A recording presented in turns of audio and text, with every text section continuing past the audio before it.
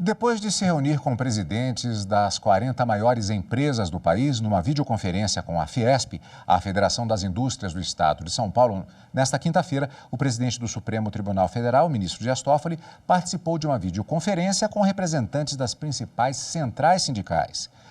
Os sindicalistas e o ministro Dias Toffoli salientaram a prioridade de se preservar vidas durante a crise do coronavírus. Eles também discutiram a necessidade da articulação de uma ação centralizada para decidir todas as questões relacionadas ao assunto, sejam decisões relativas a relações de trabalho, a preservação de renda dos brasileiros e amparo aos trabalhadores. O ministro Dias Toffoli afirmou que o Supremo tem um papel de moderador nos conflitos federativos e que o Judiciário está atento para fazer cumprir a Constituição. Confira trechos da reunião de hoje. Agora é o momento de fazer um pacto nacional, um acordo nacional. Nós podemos fazer um acordão geral e depois cada setor vem baixando esse acordo até chegar em nível de município. Mas por isso que nós estamos pedindo atuação. E aí esta é o agradecimento e até a parabenização nossa por esta videoconferência, que pedimos que a sua atuação dentro dos preceitos constitucionais, junto com os demais poderes da República, para preservar e salvar a vida de brasileiros. E mais do que nunca agora se mostra necessário exatamente essa atuação do Judiciário, da Justiça como uma pacificadora e muitas vezes também articuladora quando há algum tipo de confronto ou de conflito, seja entre poderes, seja entre os entes da federação. Até porque a característica específica do Supremo Tribunal Federal foi exatamente ser um moderador dos conflitos federativos, e hoje nós verificamos um conflito federativo na atuação nesse combate à crise da pandemia, e também nós verificamos muitas vezes algum distensionamento que é natural que aconteça entre os poderes, tendo em vista visões diferentes. Eu estive há 2 dias atrás em videoconferência com o Paulo Scaff, organizado pelo Paulo Scaff, com vários empresários, e há uma unidade de sentido, seja naquela com os empresários, seja agora aqui com vocês, que é a defesa da saúde aliado a uma defesa do emprego e do parque produtivo.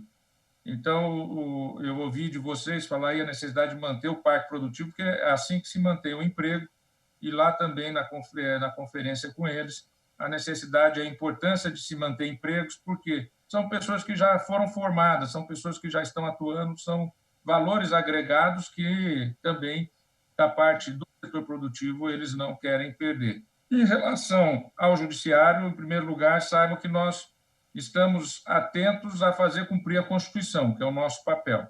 E mesmo numa situação em que muitas vezes a excepcionalidade da crise necessita de excepcionalidade de soluções, mas elas feitas de maneira acordada, elas vão se sustentar. Então, isso tem sido sempre o que eu tenho dito. Se nós fizermos as coisas acordadas para enfrentar esse drama que passa toda a sociedade brasileira, nós vamos ter maior sustentabilidade. Nós temos trabalhado nesse sentido. Em relação especificamente a essas questões da área do mundo do trabalho e da defesa do sindicalismo e das garantias do cidadão, do trabalhador, tenho certeza que o Supremo vai atuar no cumprimento da Constituição, nos limites da Constituição. Saibam disso. Durante toda a conversa, a principal preocupação foi com as medidas provisórias que, segundo as centrais sindicais, estariam reduzindo direitos trabalhistas. O deputado Paulinho da Força lembrou que o presidente Dias Toffoli já atuou nas negociações da MP 927, que permitia a suspensão de contratos de trabalho. Eu quero te agradecer pela sua atuação com relação à medida provisória 927. A sua atuação, acho que foi a mais importante delas para poder fazer com que o governo voltasse atrás e mantivesse... Você me ligou logo cedinho. Te acordei, né? É bom os amigos aí, os companheiros saberem. O Paulinho me acordou cedinho naquele... O presidente, falei com ele, e depois, evidentemente, vários outros atores também entraram em ação. Mas, realmente, depois eu comento um pouco isso aí, mas o Paulinho foi que alertou para o artigo 18 imediatamente pela manhã. Então, quero te agradecer pela tua atenção, pela deferência que teve e a tua atuação muito firme. Eu acho que a sua palavra foi providencial para fazer com que o governo pudesse ter voltado atrás.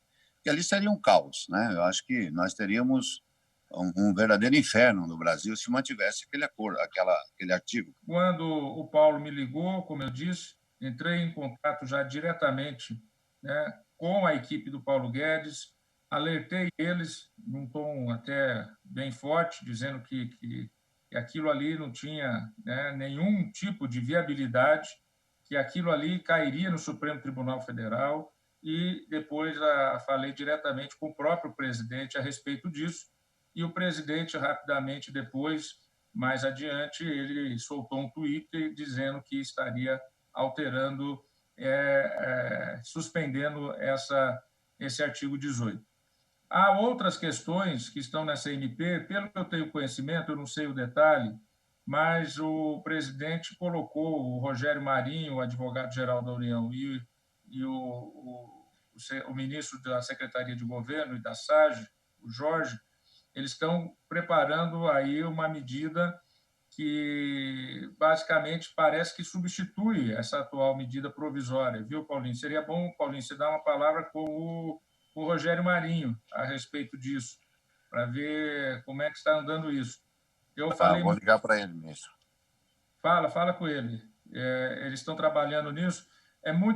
E eu falei muito, que você me alertou também naquele dia pela manhã, da questão do acordo coletivo, que era fundamental a manutenção do acordo coletivo. Nós estamos vendo, do outro lado, e aqui é uma crítica ao que o governo tem feito já há algum tempo atrás, de tirar o movimento sindical das negociações. E essa última medida provisória, essa última, né, a 927, depois se transformou em 928, ela tira os sindicatos da negociação coletiva e expõe o trabalhador a uma negociação diretamente com o empresário. E nós sabemos, né, lógico que temos exceções, né, mas a grande maioria das empresas são empresas pequenas que não têm condições de estar fazendo isso de uma maneira mais democrática. Então, nós sabemos a pressão que o trabalhador vai sofrer nas suas bases. Então, a nosso pleito, nós entramos com uma ADI, a 6346, e está aqui como relator o ministro Marco Aurélio. A gente gostaria que visse com muita atenção essa ADI, porque nós estamos vendo lá embaixo, nas pequenas, médias empresas, microempresas, esse problema vai se acentuar e muito, e não vai contribuir para sair dessa crise. O que vai acontecer é aprofundar esse momento. E uma outra questão também, para ser um pouco rápido, nós estamos com uma ADI também, que foi, demos entrada aí no Supremo em maio do ano passado, que é aquela ADI que pede que se anule na nova legislação trabalhista as homologações dentro das empresas. Nós levamos até esse pleito já, inclusive, uma reunião com o senhor, que é um momento, já estava havendo, antes dessa crise do coronavírus, muitas denúncias de fraudes na homologação feita pelos empresários sem assistência dos sindicatos. Nós já entramos também com a ação direta de inconstitucionalidade 6354, questionando parte considerável da medida provisória. As questões jurídicas que foram colocadas aí, a ação direta contra a MP 927, que está com o ministro Marco Aurélio, ele provavelmente deve dar alguma decisão ou então levar a julgamento numa sessão que vamos ter na próxima quarta-feira, no dia 1º de abril. Né? Também foi falado pelo Miguel daquela antiga medida provisória, aquela ação direta anterior, de maio de 2019, né, que também está lá no Supremo, estamos atentos a isso, que é a questão da homologação dentro das empresas. Aqui também temos aqui a fala, também o Sérgio Nobre também falou de criar um fórum, né, com a participação da sociedade civil, os riscos de perda de emprego na micro e pequena empresa. Pelo que eu conversei com o Rogério Marinho, ele está trabalhando numa proposição de uma MP nova, estabelecendo critérios diferenciados para as micros e pequenas empresas, a respeito do auxílio e do apoio, né? Deixa eu ver aqui do que eu anotei.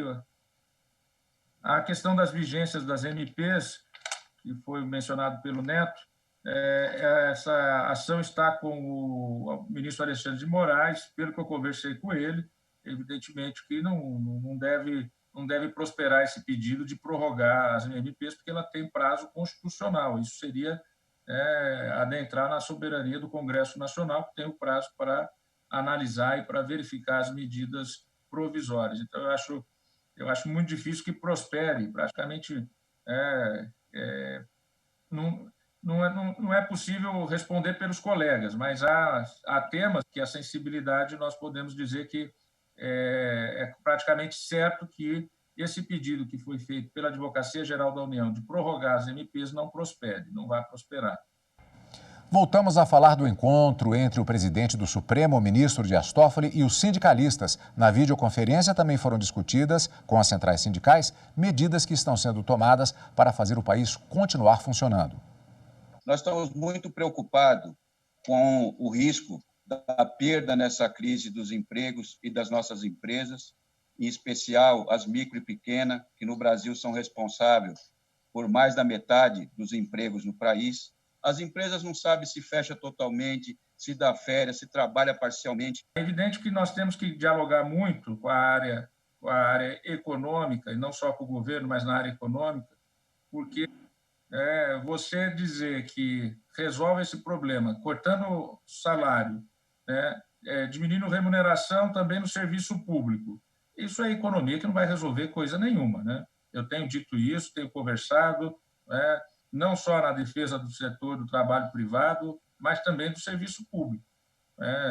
Porque tive a oportunidade também de falar com o deputado, o presidente Rodrigo Maia, você também dizer que vai cortar no serviço público, que isso é uma economia importante, etc., a gente sabe que isso daí é economia de miséria, porque isso daí não vai resolver nenhum problema. O que tem que fazer realmente é o Estado fazer um grande pacote de auxílio. A própria Argentina, que tem situação, do ponto de vista fiscal, muito mais complicada do que o Brasil, ela está dependendo do Fundo Monetário Internacional, ela está fazendo um enorme pacote de auxílio ao empregado, ao trabalhador, às pessoas mais necessitadas. E o Brasil, que tem... o Brasil não tem a condição dos Estados Unidos, que é emitir moeda. Os Estados Unidos emitem moeda sem problema de inflação, porque a moeda é diluída em todo o globo terrestre. Então, para os Estados Unidos emitir moeda não é problema. No Brasil, pode vir a gerar inflação no futuro. Mas, nesse momento de recessão, nesse momento que se avizinha, alguns já falam em recessão, no crescimento zero, os mais otimistas hoje falam em crescimento zero, e já vários falam em recessão, desemprego e altos índices. A única saída realmente é o governo, e especialmente a área da economia, e aí tem que se fazer realmente um convencimento de que é necessário um pacote de ajuda a todo o setor produtivo, o setor trabalhador, todos, o setor agrícola, todos que necessitam, para que nós possamos enfrentar esse momento e a economia continuar rodando, a economia continuar girando. Os representantes das centrais sindicais agradeceram a intervenção do ministro.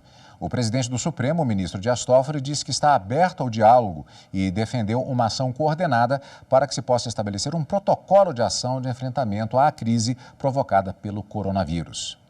Eu acho que ainda falta centralidade, como foi dito aqui. Eu ouvi isso de vocês, acho que todo mundo já percebeu. Está faltando assim um comitê gestor dessa crise, um comitê que possa...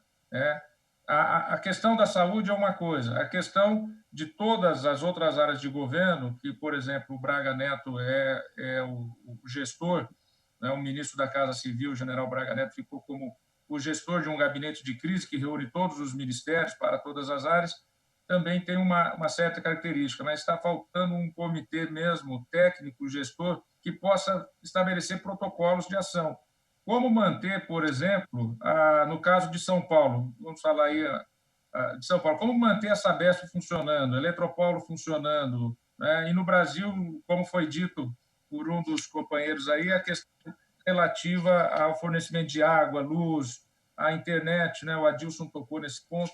Como manter isso? Nós temos que ter esse diálogo com o setor produtivo e com o setor que vai lá trabalhar, para que não aconteça, como recentemente eu vi na imprensa, na Itália, alguns setores de funções essenciais indo à greve, porque não estavam com segurança de ir trabalhar, não estavam com tranquilidade de ir trabalhar. Né? Eu acho que o papel das centrais sindicais, dos sindicatos, é fundamental nesse momento de manutenção dos serviços essenciais e de começarmos a preparar a saída dessa crise. Porque, evidentemente, que não vamos ficar em casa o resto do ano, né?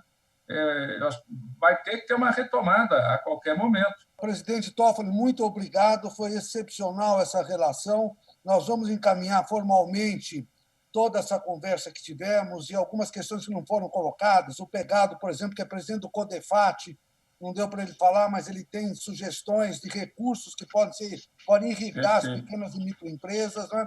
Nós vamos encaminhar o mais breve possível e aí combinamos um segundo passo. Muito obrigado, presidente. Obrigado, amigos, pela participação. A minha vontade realmente é de procurar o presidente. Né? Eu sei que muitos aí fizeram críticas, né? Natural que isso ocorra, visões diferentes faz parte, mas do ponto de vista da nossa atuação como chefe do Poder Judiciário, nós temos que sempre trabalhar com o diálogo e com o interlocutor que está lá. E o interlocutor que está lá, ele está legitimado, ele é o presidente da República e vamos dialogar com ele, vou procurar levar ele. Eu acho que ele tem uma preocupação com o trabalhador e, inclusive, com os autônomos, com a economia informal. Então, há uma sensibilidade ali que nós temos que trabalhar para que possa ter uma atuação de uma maneira coordenada e estabelecendo protocolos.